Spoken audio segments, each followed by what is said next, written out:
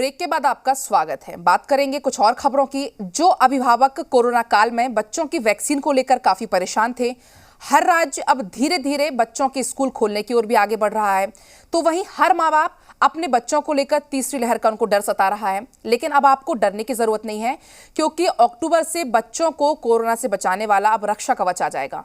अक्टूबर के पहले हफ्ते से बच्चों के वैक्सीनेशन को लेकर अब योजना तैयार की जा रही है।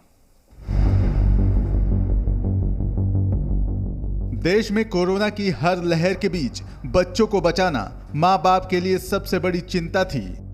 एक के बाद एक कोरोना की कई वैक्सीन तो आ गईं, लेकिन बच्चों के लिए कोई वैक्सीन अब तक नहीं आई थी। पर अब उन सभी माता पिता के लिए अच्छी खबर आ गई है।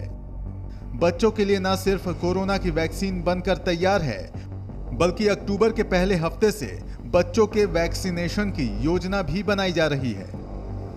जायडस कैडिला की जाइकोव डी वैक्सीन को मान्यता मिल चुकी है और कोविड वर्किंग ग्रुप के चेयरमैन डॉक्टर एन.के. अरोरा ने जी न्यूज से खास बातचीत में बताया है कि पहले चरण में गंभीर बीमारियों से पीड़ित बच्चों को ही वैक्सीन दी जाएगी। कैडिला जाइडस की जाइकोवी डी को रेगुलेटर ने मंजूरी दे दी है आम इस्तेमाल के लिए वयस्कों में, और साथ ही साथ 12 से 17 साल के किशोरों के लिए।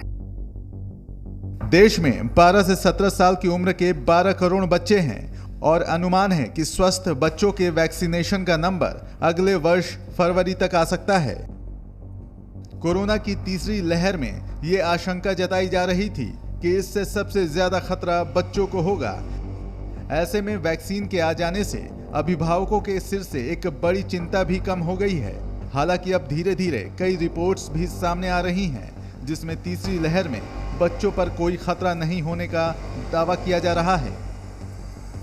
दोनों अनुमान अगस्त के महीने में जो हम देख रहे हैं वो सही नहीं साबित हुए। न सारे लॉकडाउन हटे हैं अगस्त, हालांकि खुल गए हैं कुछ हद तक, लेकिन पूर्णतया नहीं हटे हैं, और कोई नया वेरिएंट भी नहीं दिख रहा है अभी। तो इसलिए हम पुनः आकलन कर रहे हैं और अब हम अनुमान को 1 महीने आगे बढ़ा रहे हैं। अक्टूबर के बजाय नवंबर में अब अधिकतम स्तर तक पहुंचने की संभावना है। यदि कोई नया म्यूटेंट नहीं आता है तो अधिकतम स्तर कोई बहुत बड़ा नहीं होगा। रिपोर्ट में यह भी कहा जा रहा है कि बच्चों में कोरोना का संक्रमण परिवार वालों से न फैले, इसके लिए जरूरी है कि घर के सभी बड़े बुजुर्ग वैक्सीन लें। देश में कोरोना के खिलाफ लड़ाई में वैक्सीन और नियमों का पालन ये 2 सबसे बड़े हथियार है, और अब बच्चों की वैक्सीन के आ जाने से देश के चारों तरफ एक सुरक्षा कवच भी बनकर तैयार हो जाएगा।